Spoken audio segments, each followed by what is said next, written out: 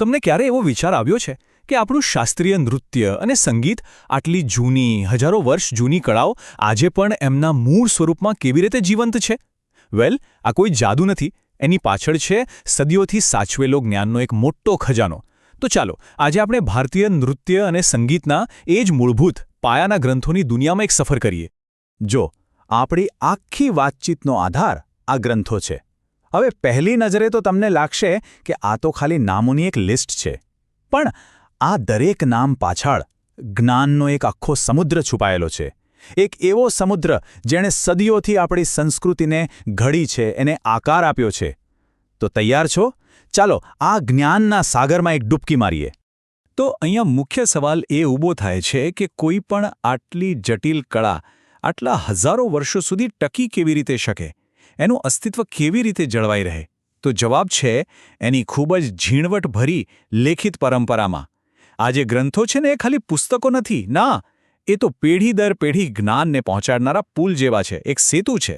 અને આ આખી પરંપરાનો જે સૌથી મજબૂત, સૌથી મહત્વનો આધારસ્તંભ છે ને, એ છે નાટ્યશાસ્ત્ર. સાચું કહું તો નાટ્યશાસ્ત્ર વગર ભારતીય પ્રદર્શન કળાની કલ્પના કરવી પણ લગભગ અશક્ય જેવું છે. આ મહાન ગ્રંથ કોણે રચ્યો? એના રચયિતા છે ભરત મુનિ. અને એની મહત્તા કેટલી છે એનો અંદાજ તમે એ વાત પરથી લગાવી શકો છો કે એને 4 વેદો પછી 5મો વેદ પણ કહેવામાં આવે છે. વિચાર કરો, આ એટલો મજબૂત પાયો છે કે જેના પર આપણી ભારતીય કળાની આખી ઇમારત ઊભી છે. નાટ્યશાસ્ત્રનો જે વ્યાપ છે એ ખરેખર અદ્ભુત છે. આ કંઈ ખાલી નૃત્ય કે સંગીતનો ગ્રંથ નથી. એમાં તો અભિનય, સ્ટેજની સજાવટ, કોસ્ટ્યુમ્સ, એટલું જ નહીં, કળાનો જે આત્મા કહેવાય ને, એટલે કે રસ અને ભાવ, એના સિદ્ધાંતોનું પણ એટલું ઊંડાણપૂર્વક વર્ણન છે. ખરા અર્થમાં કહીએ તો કલાકારો માટે આ એક સંપૂર્ણ ગાઈડબુક જેવું છે. હવે જેમ જેમ સમય આગળ વધ્યો, આ વિશાળ પરંપરામાંથી અલગ અલગ વિશેષ શાખાઓનો વિકાસ થવા લાગ્યો. કલાકારો અને વિદ્વાનોએ શું કર્યું? એમણે કળાના અમુક ચોક્કસ પાસા ઉપર ફોકસ કર્યું અને એમાંથી જ નવા ગ્રંથોનો જન્મ થયો. અને આનું એકદમ શ્રેષ્ઠ ઉદાહરણ છે કવિ જયદેવનું ગીત ગોવિંદ. જુઓ, આ ખાલી કવિતા નથી, આ તો ભક્તિ અને કળાનું એક જબરદસ્ત મિશ્રણ છે. અહીં ફોકસ ટેકનિક પર નથી, ના, અહીં મુખ્ય ભાર છે રાધાકૃષ્ણના પ્રેમ દ્વારા ભાવ અને આધ્યાત્મિકતાને કેવી રીતે વ્યક્ત કરવી એના પર. તો સવાલ એ થાય કે આ બંને ગ્રંથોમાં ફરક શું છે? ચાલો સમજીએ.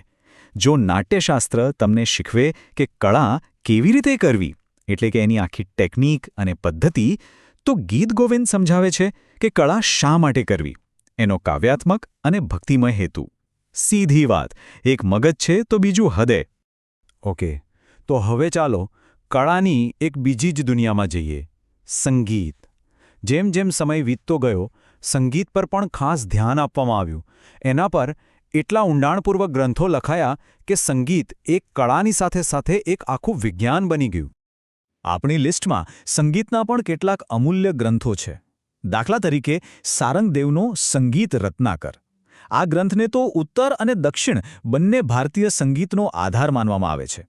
એ સિવાય સંગીત મકરંદ છે, સંગીત દામોદર છે. આ બધા નામો જ એ વાતની સાબિતી છે કે સંગીતનો અભ્યાસ કેટલો વૈજ્ઞાનિક અને સિસ્ટમેટિક રીતે થતો હતો. તો સંગીતનો અસલી અર્થ શું થાય? જુઓ, એનો મતલબ ખાલી ગીત ગાવું એટલું નથી. આપણી પરંપરામાં સંગીત એક બહુ મોટી કળા છે.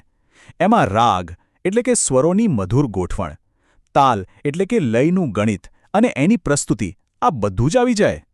અને આ ગ્રંથો શું કરે છે? એ આ દરેક પાસાનું ખૂબ ઊંડાણથી વિશ્લેષણ કરે છે. તો આ બધી વાત પરથી આપણે શું સમજ્યા? આપણે એ જોઈ શકીએ છીએ કે કેવી રીતે એક લેખિત પરંપરાએ આપણી કળાના આખા વારસાને જીવંત રાખ્યો છે. એટલે જ મેં કહ્યું, આ ગ્રંથો ખાલી નિયમોનો સંગ્રહ નથી, એ તો કળાના આત્માના રક્ષક છે. આ ગ્રંથોનું કામ શું છે?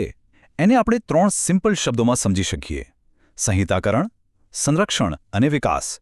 પહેલું, એ જ્ઞાનને લખીને વ્યવસ્થિત કરે છે, એટલે કે કોડિફાઈ કરે છે.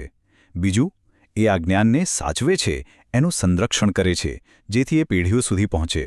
અને ત્રીજું, એ એક એવો મજબૂત પાયો બનાવે છે જેના પર ભવિષ્યના કલાકારો કંઈક નવું સર્જન કરી શકે, કળાનો વિકાસ કરી શકે. અને આ આખી વાત કેટલી સુંદર રીતે આપણને પાછી ત્યાં જ લઈ આવે છે જ્યાંથી આપણે શરૂઆત કરી હતી, પેલી નાનકડી લાગતી લિસ્ટ. હવે સમજાયું કે એ લિસ્ટમાં ખરેખર કેટલું ઊંડાણ છે. એ તો જ્ઞાન અને કળાના એક આખા બ્રહ્માંડનો દરવાજો છે. એક એવો દરવાજો જે આપણને સદીઓ જૂની પરંપરા સાથે સીધા જોડી દે છે. અને છેલ્લે એક વિચારવા જેવો સવાલ મૂકીને જાઉં છું. આ ગ્રંથોએ ભૂતકાળની કળાને તો બખૂબી સાચવી લીધી, પણ શું આ પ્રાચીન જ્ઞાન આજના જમાનાના અને આવનારા સમયના કલાકારો માટે પણ પ્રેરણા બની શકે છે? શું ભવિષ્યની કળા આ વારસામાંથી કંઈક તદ્દન નવું સર્જી શકે છે? શું લાગે છે? વિચારજો.